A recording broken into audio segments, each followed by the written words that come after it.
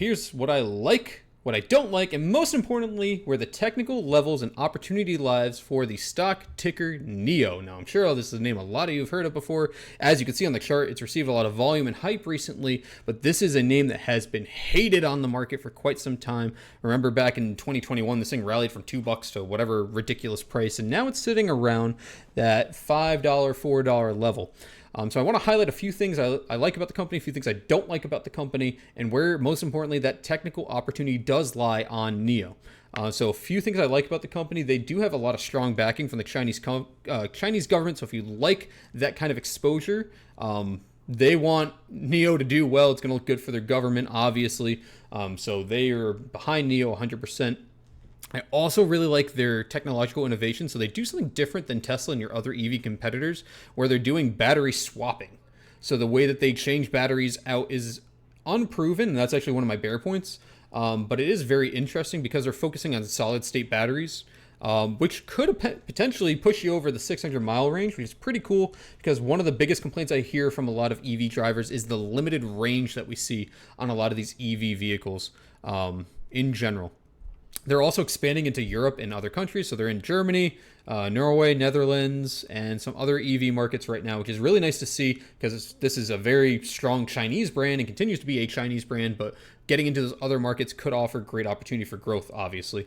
They do position themselves as a premium brand, which I kind of like. It's hit or miss with that one. Being a premium brand can be a great thing. They make their cars look like a premium car, which is nice.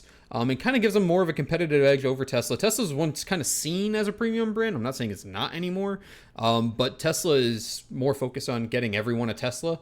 And I think NIO, that opens the door for them to be like the BMW, the Mercedes of EVs, essentially, or at least that potential there. And lastly, they have growing deliveries, and their vehicle lineup is expanding, which is really nice. They have, obviously, as they grow more vehicles, they have different vehicles, they can approach different markets. Their delivery numbers are going to improve, and they have been, especially after we've seen some supply chain issues in the past. Those delivery numbers are improving, which is really nice to see. Now, some things I don't like about NIO: they don't make money.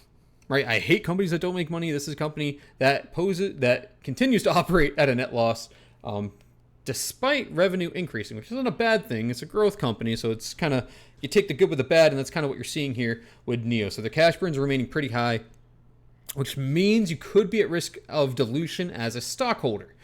They could look for you to raise more money, which would put you personally at risk if you're an investor in NIO, especially after a move up like this on high volume. They might look at that and go, hey, we can sell some shares for cheap, or sell fewer shares and make more money, and they may take that opportunity. You never know. The other thing, I guess the bear point is also a bull point. They depend on 90% of the Chinese market. All their sales basically come from China, which is not bad. China's a very hard market to get into, and I would argue getting out of China to go in other markets is easier than working in other markets and getting into China. So that can be a bull point, but because they rely so heavily on the Chinese market, that can be a bear point, because if there is any sort of economic slowdown in the Chinese economy, especially if they're positioned as a luxury brand, that can be bad. In general, EV competition is continuing to build. There's other Chinese brands. There's BYD, there's Li Auto, there's XPeng. They're all competing for the same market share. It's all the same kind of customer. Now, again, what makes NIO a little bit different, and what I like, and at least my opinion of them, is that they're targeting to be more of a luxury brand, which can help them. But because of this internal competition in China, that can be something that can either hurt them if these other EV lines come out and want to be more luxury, or at least offer a luxury alternative, or again, be a positive because the other brands are focusing on mass market and they're not necessarily doing that. So that one can kind of go either way. And outside of geopolitical risk, which is obvious with China and trade deals and whatnot, the one other bear point that I have for them is their battery swap model. While it's not bad, it's kind of inconclusive. You're basically building an infrastructure network. So think of Tesla with their superchargers. If you're building all these battery swapping stations, they're going to be expensive to build and maintain, and it hasn't been adopted yet. So people will be less likely to buy a NIO car where they can swap out their battery if there's nowhere to swap their battery out. And also, we don't know if the battery as a service model is proven, whether they're offering it or they eventually have other businesses help them provide the batteries to their customers. We don't know if that model's proven. So unless other cars eventually adapt this model or even look at NIO and say, wow, we like your solid state technology, the batteries you have, can we license it? Which would be a huge bullish sign for NIO. It's a little bit of it's a risk. It could be good, could be bad. It's unproven. That's why I wanted to highlight it. Now, most importantly, what you're here for and what you want to know is looking at the chart. So we've had a lot of volume here. This is the daily chart. Big push up here, broke through all your EMAs and MAs, and right now rejecting this $5.10 key LOI here. Now, for me personally, where I'm looking to enter on NIO, and I am not long yet, is either on the back test of the 8 EMA or at $4.48. Willing to risk about 421. So for me, that's about a 5% drawdown roughly on equity. Decent risk to reward. Now, after this little daily push here, the weekly doesn't look bad either. You got your MACD turning up on higher volume and you're breaking out of this area again, or trying to, I should say, which is a good look because if you zoom out, it don't look great. It has been grinding down. It pops up and every pop basically gets sent back to hell. Every single time this company on the weekly has popped over the 50 MA, within under a month, it gets back under. So you can go back and check that out if you don't believe me, but within a month, back under. So the other additional point you may want to look for, and that's why I'm keeping my risk so tight here, and again, entering on the daily around this area, watching the weekly and giving that 4-week time span, basically a month, to see if it can sustain over that level, because your 50 MA on the weekly right now is 443. So risking, again, that 421-ish area, giving me a little extra buffer in case we wick up and down.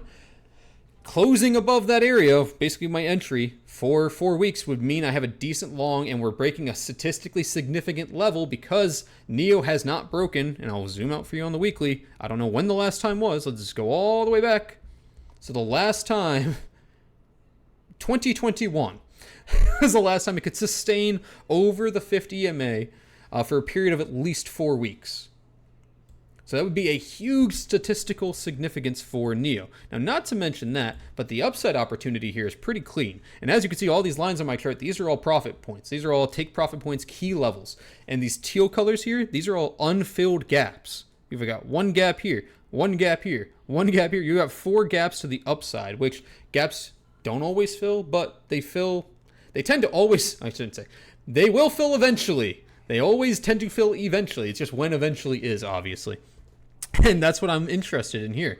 The risk to reward here, again, you're looking at about a 5% downside with the correct entry. I'm not long yet. I'm looking either for the 8 EMA back test here or $4.48. With that entry, risking 421, you've got about a 5% drawdown for, if you're patient, basically a pretty significant upside. My first significant price target is probably going to be the $7.16, and at that point, if you get my entry around that mid 4 area, you're, what is that, 60-70% gain, pretty substantial. Getting north of that, that 780 area, puts you into conversation for 9, and then very quickly, I think all these gaps, because they're so condensed there, are going to fill really, really, really quickly. If we zoom out here, let's go on the month. And you could see how heavy the volume is down here. Now, obviously, because the stock is cheaper, the volume tends to be higher because it's easier to purchase more shares for the same amount of money. Duh.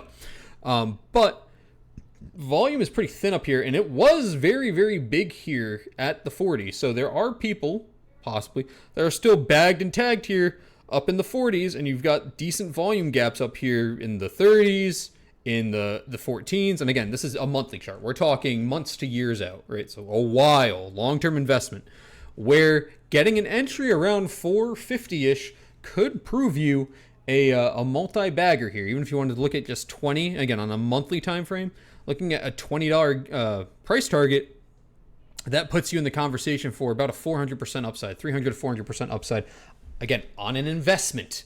I'm not saying this is a swing trade that happens next week, on an investment.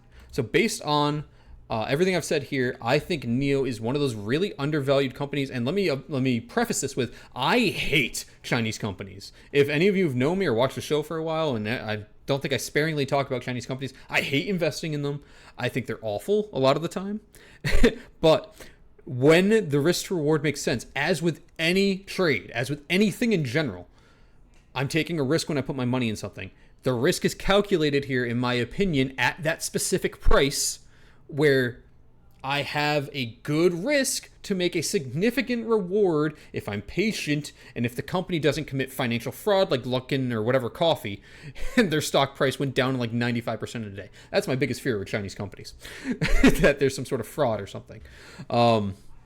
So I feel a little bit better about NIO not being like a Nikola because they actually have cars that drive on the road, right? So I feel a little bit better about it, but again, the risk reward has to make sense, and that key level to enter is going to be that mid $4 range or the backtest of the 8 EMA on the daily after this push up. So that is going to be NIO for you guys, a company that I think offers a clean risk reward upside with the proper entry.